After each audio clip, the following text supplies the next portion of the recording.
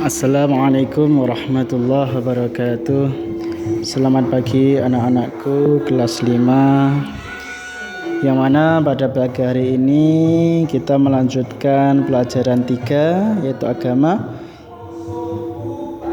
hidup sederhana dan ikhlas. Nanti kalian bisa lihat pada halaman 33.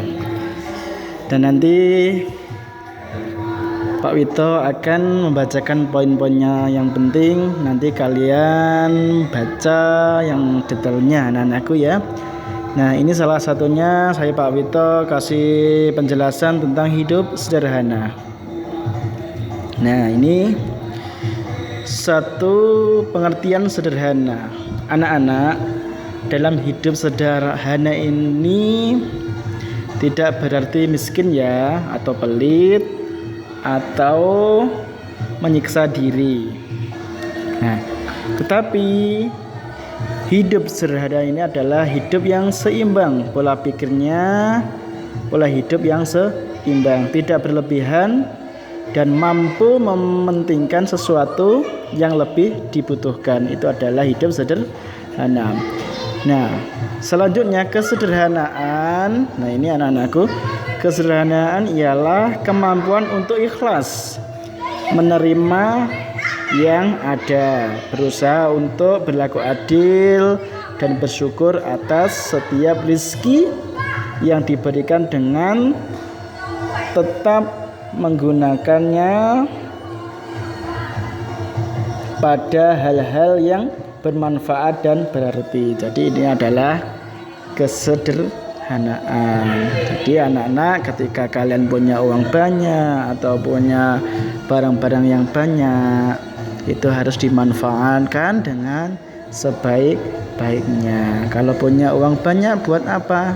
Ya kita buat ditabung atau digunakan hal yang bermanfaat. Tidak boleh dihambur-hamburkan, karena itu adalah kebalikan dari hidup kesederhanaan. Tidak boleh boros. Nah, ini Nabi Muhammad SAW sebagai tauladan dan panutan kita anak-anak ya, yang telah memberikan teladan dalam kesederhanaan, baik dalam perkataan maupun dalam perbuatan.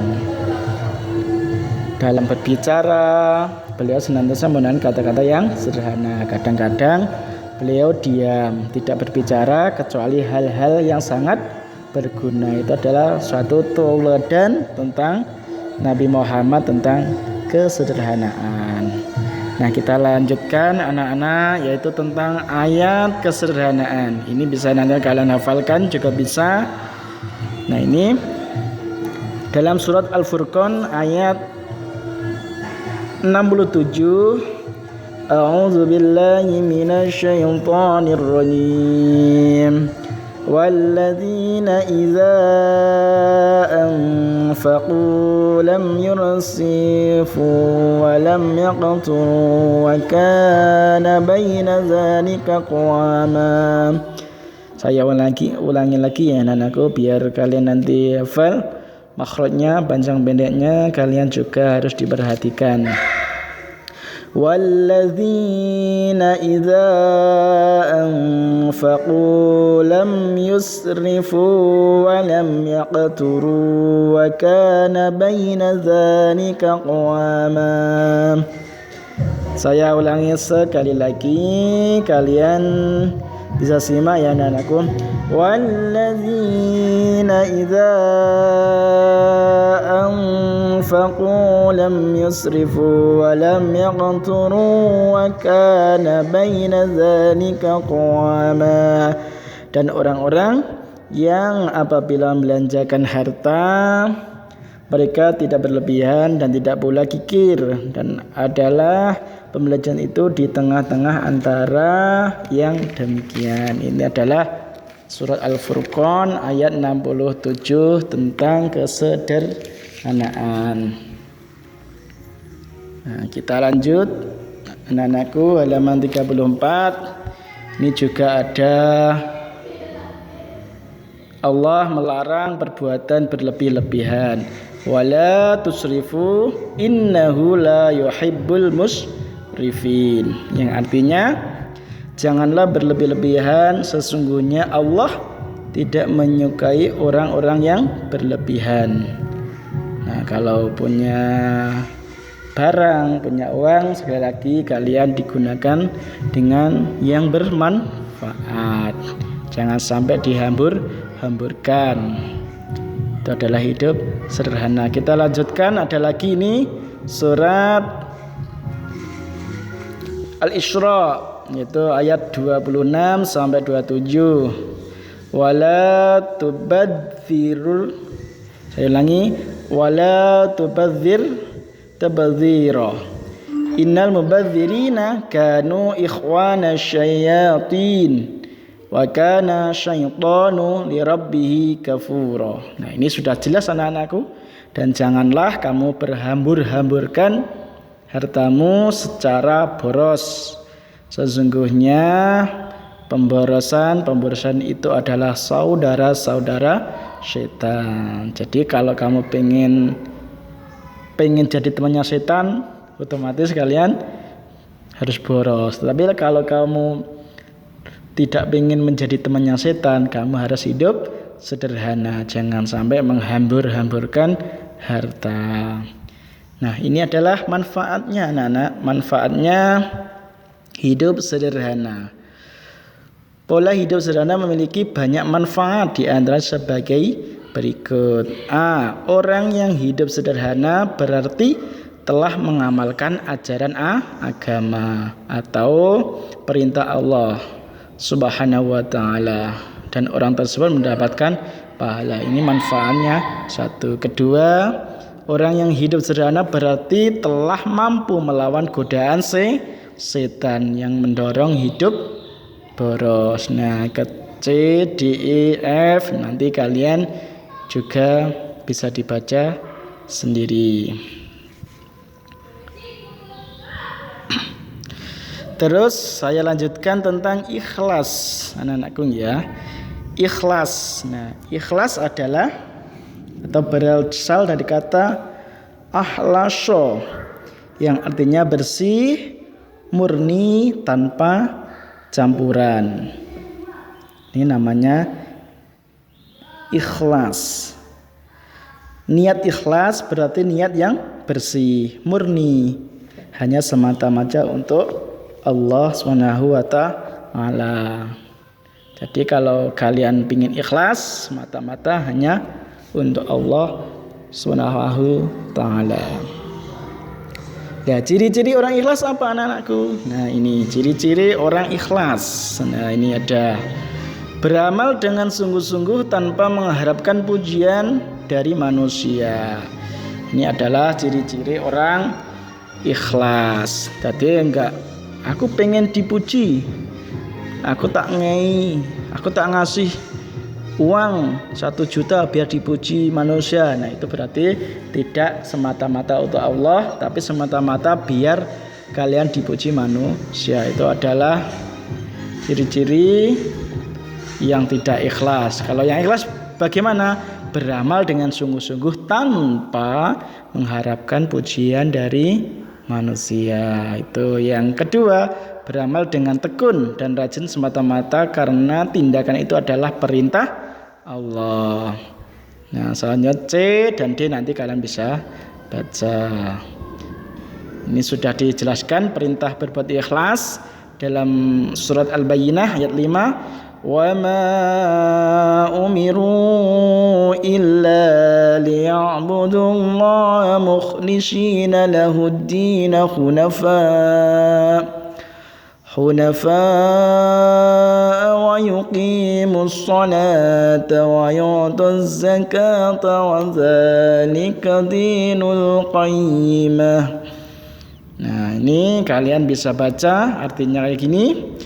Padahal mereka tidak disuruh kecuali supaya menyembah Allah dengan memurnikan ketaatan kepadanya dan menjalankannya agama yang lurus, dan supaya mereka mendirikan sholat dan menunaikan zakat dan yang demikian itulah agama yang lurus. Itu adalah surat Al-Bayyinah. Nah, ini kandungannya kalian baca anakku ya, dibaca dari A sampai D. Nah, kemudian kita lanjutkan keutamaan anak-anakku ya. Keutamaan manfaat ikhlas membuat hidup menjadi tenang dan tentram. Amal ibadahnya akan diterima oleh Allah Subhanahu wa taala, diampuni dan dihapus dosanya serta dijauhkan dari api neraka. Itu adalah salah satu keutamaan manfaat ikhlas. Nanti kalian sampai baca dengan yang KL. Nah, A sampai L. Nanti kalian baca dan dipahami. Saya lanjutkan. Hal-hal yang merusak keikhlasan. Nah, ini anak-anakku, ikhlas itu akan rusak apabila ini satu, riya. Riya itu apa, Pak? Nah, ini ada ya, sudah dijelaskan. Riya itu adalah menampakkan amalnya dengan tujuan orang lain melihatnya dengan dan memujinya. Riya termasuk membatalkan ikhlas dalam Islam. Sesungguhnya hal yang paling aku takutkan atas kalian adalah syirik kecil. Maka para sahabat bertanya, apakah syirik kecil itu, wahai Rasulullah? Beliau bersabda, syirik kecil itu adalah riya. Riya itu adalah pamer. Contohnya, kalian punya baju baru, harganya contohnya 1 juta. Wah, baju baru harganya 1 juta. Kamu pamerkan ke teman-teman, baju saya anyar. Nah, ini lihatin. Nah, kamu dipamerkan. Nah, itu kamu namanya riya. Riya itu adalah pamer. Tidak boleh pamer, karena sesuatu itu dari Allah. Semuanya dari Allah. Kita kaya dari Allah. Kita hidup sederhana dari Allah. Nah, itu semuanya milik Allah. Kita cuma memakainya saja. Nah, kita tidak boleh riya. Kemudian yang B, ujub. Ujub itu apa, Pak? Ujub adalah seseorang berbangga diri dengan amal-amalnya. Nah, itu punya amal bangga, itu adalah ujub. Itu adalah menghilangkan, merusak keikhlasan. Para ulama menerangkan bahwa ujub merupakan sebab terhapusnya pahala seseorang. Jadi kita harus hati-hati. Nah, ini kalian bisa baca sendiri nanti biar kalian lebih paham. Yang C adalah sub'ah. Apa itu sub'ah? Sub'ah adalah seseorang beramal dengan tujuan agar orang lain mendengar amalnya tersebut lalu memujinya. Makanya bahaya sub'ah dengan bahaya riya, dan pelakunya terancam tidak akan mendapatkan balasan dari Allah. Bahkan Allah akan membuka sesuatu keburukan di depan manusia. Rasulullah telah bersabda yang artinya barang siapa yang mendengarkannya amalannya, maka Allah akan mendengarkannya kejelekan niatnya. Dan barang siapa yang beramal karena riya, maka Allah akan membuka niatnya di hadapan manusia. Jadi kita harus hati-hati kalau beribadah, kalau beramal.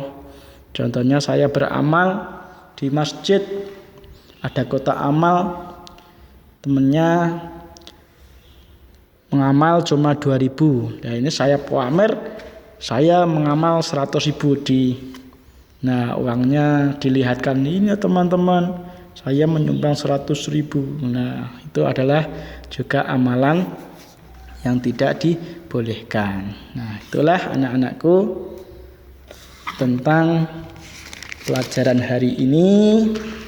Coba kalian baca, kalian pelajari dari halaman 32 sampai 36. Setelah itu kalian kerjakan halaman 37 sampai 39. Selamat pagi anak-anakku. Selamat belajar. Mudah-mudahan pada pagi siang hari ini kita selalu diberikan kesehatan oleh Allah, selalu menjalankan perintah-perintah Allah, dan selalu menjauhi larang-larangannya Allah. Demikian dari Pak Wito, awal hingga akhir banyak kekurangan. Pak Wito mohon maaf sebesar-besarnya. Akhir kalam, wassalamualaikum warahmatullahi wabarakatuh.